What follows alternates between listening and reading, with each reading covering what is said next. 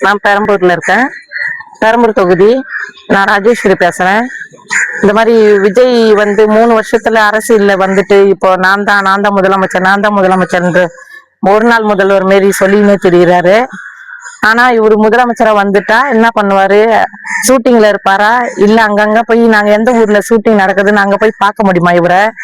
இல்ல கொடுங்கூர்ல குப்பைமேடுன்ட்டு ஒரு ஏரியா இருக்கு, அந்த இடத்துல வந்து பிரச்சாரம் பண்ண சொல்ல அவரை, அந்த இடத்துல வந்து மீட்டிங் போட்டு 10 நிமிஷம் நிக்க சொல்ல அவரை. ஆனா வந்து சும்மா ஏதோ சினிமால நடிச்சிட்டோம், டப்புன்னு அடிச்சிட்டோம் போயிட்டோன்ற மாதிரி இங்க வந்து நானு ஓட்டு இல்லாத பசங்க எல்லாம் எடுத்துக்கிட்டு நான் தான் விஜய் விஜய் விஜய் ரஜினின்னு சொல்லி பாதி பேர் தெரிஞ்ச மாதிரி இவரும் சொல்லிட்டு தெரிகிறாரு. இதெல்லாம் வேலைக்கு ஆகுமா? 41 ஏற்கனவே வந்து முதல்லவே 41 பேர் செத்தாங்க.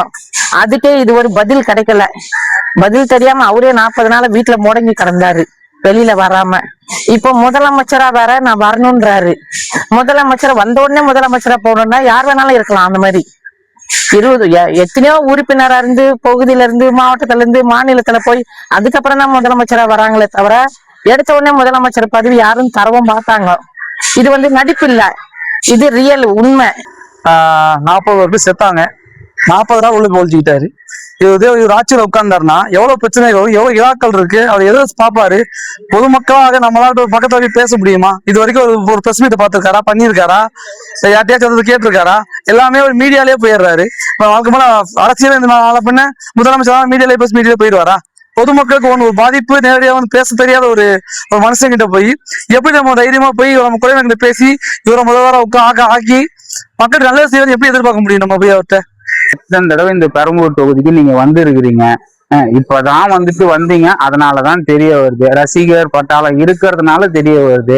ஆனா அரசியல் ரீதியா என்ன தெரிய வந்துச்சு இதுக்கு முன்னாடி? இந்த பெரம்பூர் தொகுதிக்கு எனக்கு தெரிஞ்சு எனக்கு ஆல்மோஸ்ட் ஆயிடுச்சு, 40க்கு மேல போயிட்டு இருக்குது. இது வரைக்குமே வந்துட்டு இப்பதான் இந்த 3 வருஷமா கூட கிடையாது, இந்த 1 வருஷமா தான் வந்துட்டு எனக்கே தெரியும். ஆஹா ஓஹோ எனக்கு இங்க அப்படி ஆயிடுச்சு, இங்க இப்படி ஆயிடுச்சு அப்படின்னு சொல்லிட்டு தான் வந்து தெரிய வருது. ஆனா பெரிய பெரிய கட்சிங்கள்லாம் வந்து பாத்தீங்கன்னா வந்துட்டு நிறைய விஷயம் வந்து செஞ்சுட்டு இருக்காங்க. அவங்க முகங்கள்லாம் வந்துட்டு தெரியுது, கொள்ளுது. நம்மள ஈஸியா வந்து அவங்களை அப்ரோச் பண்ண முடியும்.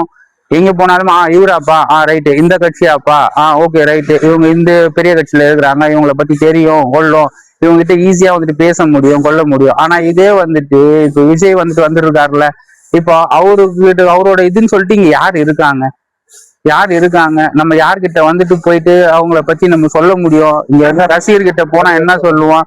அவன்ட்டு அப்ப செஞ்சாங்க, இப்ப செஞ்சாங்க. எப்பா நீ நீ அப்ப செஞ்சது இப்ப செஞ்ச, மறைமுகமா எல்லாத்தையும் வந்துட்டு செஞ்சேன். வெளிப்படையா நீ மக்களுக்குன்னு சொல்லிட்டு என்ன செஞ்சீங்க? வெளிப்படையா என்ன செஞ்சீங்க? விஜய் வந்து நேற்று ஒரு தீர்மானம் கொடுத்திருந்தாரு, பெரம்பூர் தொகுதியில நிக்க போறதா. அவர் இருக்கிறது பனையூர். பெரம்பூர் தொகுதியில வந்து அவர் என்ன பண்ணுவாரு எனக்கு ஒண்ணும் புரியல. அரசியல்ல வந்து ஒரு சாதாரண தொண்டனா இருந்து இப்ப சிஎம் லெவல்ல யோசிக்கிறாரு. அதுக்கான ஒரு எந்த விதமான அனுபவமும் அவர்கிட்ட இல்ல. வட சென்னைனா எங்க இருக்குன்னு தெரியுமா? ஃபர்ஸ்ட் அவருக்கு வட சென்னையில என்னென்ன மக்கள் பாதிப்புல இருக்காங்க அப்படின்றது எதுவுமே தெரியாத ஒரு பட்சத்துல இவரு நேரா வராரு, பெரம்பூர் தொகுதியில நிக்கிறாரு. மக்களுக்கு இதை செய்வோம் அது செய்வேன் தேர்தல் வாக்குறுதிகள், பொய்யான வாக்குறுதிகளை கொடுத்துட்டே இருந்தா இனி நாங்க நம்பிட்டே இருப்போம். நீங்க உங்களோட நினைப்புங்களா? அப்படிலாம் ஒண்ணும் இல்ல. மக்கள் தெளிவாயிட்டு வராங்க. வட சென்னையில சுத்தி பார்க்க போனா நிறைய குறைகள் இருக்கு. அந்த குறை ஏதாவது ஒரு வெள்ளம் வந்திருந்தது அப்ப வந்து கேட்டிருக்கலாம். சமூக அவலங்கள் நிறைய ஏற்பட்டுச்சு, அப்பயும் அவர் வந்து ஒண்ணு எதுவுமே கேட்கல. இப்ப அரசியல்ல வந்த உடனே ஜஸ்ட் மாணவர்களுக்கு இதை செய்யற, வீடு தர, காரு தர, என்னது இதெல்லாம் பேச்சு? இந்த பொய்யான வாக்குறுதிகள் இனி வேணாமுங்க ஐயா. தயவுசெய்து எங்களை நிம்மதியா வாழ விடுங்க. நாங்க எங்களால முடிஞ்சது உழைச்சுதான் நாங்க சாப்பிடுறோம். உங்களோட எந்த ஒரு அன்பளிப்பும் எங்களுக்கு வரவும் வேணாம், நீங்க எங்களுக்கு செய்ய மாட்டீங்க. அதுல நாங்க ரொம்ப கான்பிடென்டா இருக்கோம். பெரும்பூர் தொகுதியில நான் நேற்று வந்து விஜய் அறிவித்து இருக்கிறாரு, பெரும்பூர் தொகுதியில நிக்கிறேன்னு. ஏசி காத்திலையும் பீச்சு காத்திலையும் வாழ்ற அவருக்கு இந்த பெரும்பூர் தொகுதியில இருக்க மக்களை பத்தி ஒரு நாள் கூட வந்து பார்த்ததும் இல்ல. இறங்கி நடக்க கூட அவனால முடியாத, வண்டியில இருந்து இறங்கி நடக்காத முடியாத அவருக்கு எப்படி மக்களை வந்து தேவைகளை அறிஞ்சு அவர் வந்து சேவை பண்ண பண்ண மாட்டாரு. ஏன்னா அவரை ரசிகரே அவர்களை மீட் பண்ண அவருக்கு அனுமதி கொடுக்க மாட்டுறாரு. அப்படி இருக்கும்போது இந்த குப்பமேடுல வசிக்கிற மக்கள் வந்து எப்படி அவருக்கு ஓட்டு போட்டு அவர் வந்து நேரம் வந்து வீடு வீடா பார்த்து நான் உங்களுக்கு இதெல்லாம் பண்ணிடுவேன் அப்படின்னு அவனால சொல்ல முடியுமா? நிச்சயமா சொல்ல முடியாது. இந்த கொடுங்கூர்ல வந்து எத்தனை கொலைங்க, ரேப்பு, எவ்வளவோ பிரச்சனைங்க இருக்குது. எங்காவது வரத்த வேலை இந்த இதுக்கு வரத்த வேலை இருந்தாலும் கூட அவர் ஏதாவது ஒரு தேவைய வந்து கார் மூலமாவது வந்து அவனுக்கு நின்றாவது ஏதாவது விசாரிச்சு போனாரா? ஒண்ணுமே இல்ல. எடுத்த உடனே நான் கொடுங்கூர்ல நிக்க போறேன், இந்த தொகுதியில தான் நான் நிக்க போறேன் அப்படின்னா மக்களை பத்தி அவர் புரியாம அவர் கொடுங்கூர்ல நின்றானா நிக்கலட்டி என்ன பொறுத்தவரை டிவியில ரசிக்கலாம், லேப்டாப்ல பாக்கலாம், போன்ல பாக்கலாம். நேர அரசியல நின்று அவரை பார்க்க முடியாது.